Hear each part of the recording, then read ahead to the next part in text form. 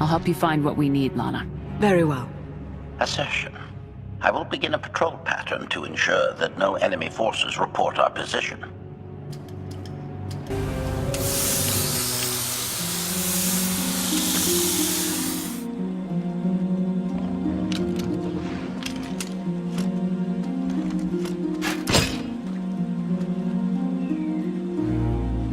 When Darth Mar and I faced Valkorion, we knew right away. He was the Sith Emperor, Lana. I know. When he was struck down, it released ripples through the Force. Everyone who had felt the Sith Emperor's presence in the past, on Ziost, on Yavin 4, we all sensed what had happened. Arkan invaded soon after, claiming that an outlander had assassinated his father, the immortal Emperor. It didn't take long for us to unravel the truth. Which side did Arkan attack first? Both. Ships from the Eternal Fleet struck at shipyards and rallying points for both sides simultaneously. They favored ambush tactics throughout the war. Zakuulan sensor technology has far greater range than our own, and their ships can fly much further on less resources. Only vessels retrofitted with Isotope 5 could manage to outrun them. None could truly compete.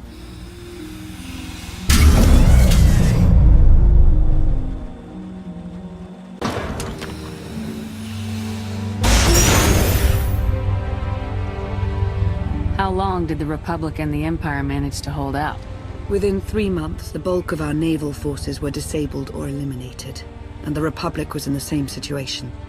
With naval superiority, Arkan's forces could begin choking off supply lines, trade, any ship travel at all.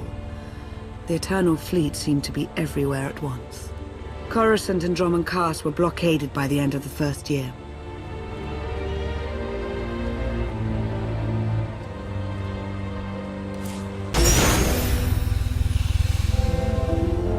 How did it end? The members of the Dark Council fought Arkan's invasion ruthlessly and lost. The Empire's treaty was ultimately negotiated by the Minister of Logistics. Chancellor Suresh also refused to discuss surrender, but the Republic Senate managed to overrule her. A cadre of senators negotiated their own ceasefire terms. All of those senators have since been disgraced or dismissed. I'm sure you can imagine the likely culprit. What about Republic Special Forces? Is Havoc Squad still operational? I believe so, but they've gone dark. Top secret operations only. I haven't been able to determine their current roster, let alone make contact. I wish I had more to tell you. So far, the treaties with Zakuul have held. But that will not last forever.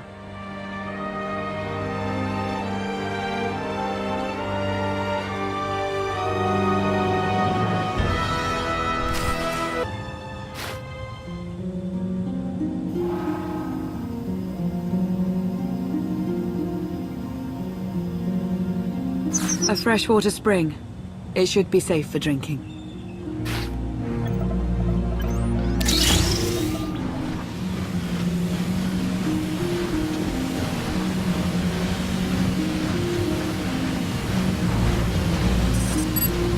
So the Eternal Fleet overwhelmed both the Republic and the Empire. What was the result? Both sides are forced to pay a heavy tribute to Zakuul, mainly raw materials and resources. They're also held under an arms limitation statute. The Empire and the Republic are both breaking it, of course, but they're still incapable of challenging the throne directly. Who's in charge of the Republic now?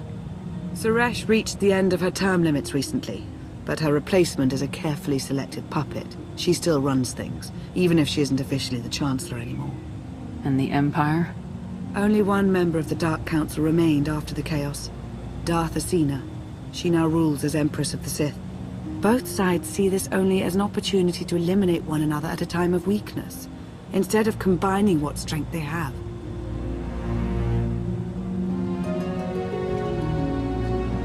Arkan does nothing to prevent violence between them, so long as their tribute is paid and no one challenges Zakuul's superiority.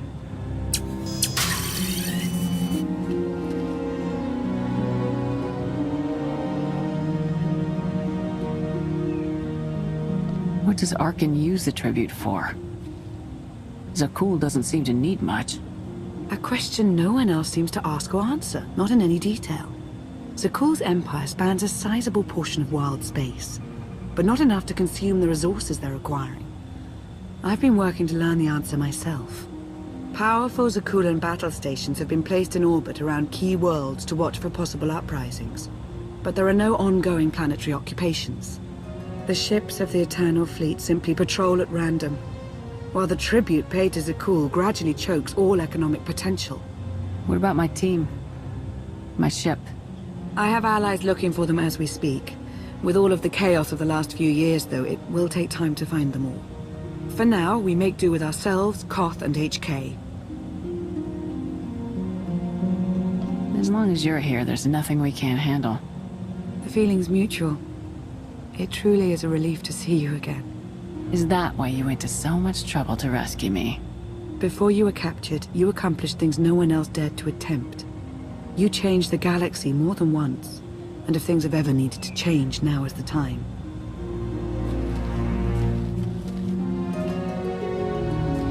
But there is something else.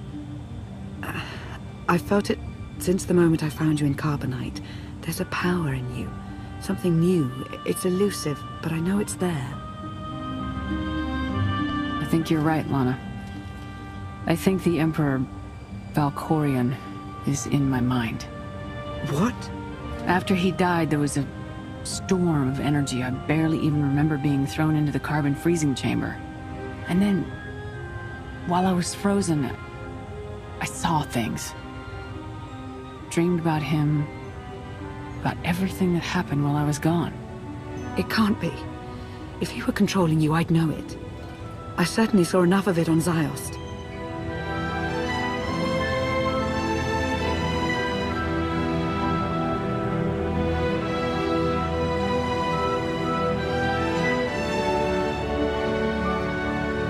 I don't think he's trying to control me. Not directly, anyway. He was trying to convince me to work with him. Whatever he's doing, we can be sure that he's always trying to deceive us somehow. I believe in you. And I appreciate your honesty. I'll remain watchful for any influence he might have over you. For the time being, though, we have no choice but to proceed. What about the others? They wouldn't understand. And like you said, we really don't know anything for sure yet. Let's keep the matter between us for now.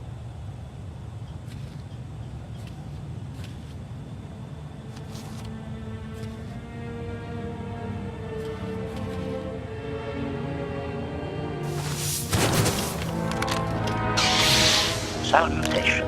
It is a pleasure to see you again so soon, Masters. I have encountered minimal resistance in my patrol. How minimal? Reassurance. Only one Sky Trooper and 3 local predators with poor survival instincts. Our position appears to be secure at this time, but I would still advise caution on your return trip, Masters. Keep up the good work, HK. Appreciation. It will be my pleasure to do so, Master.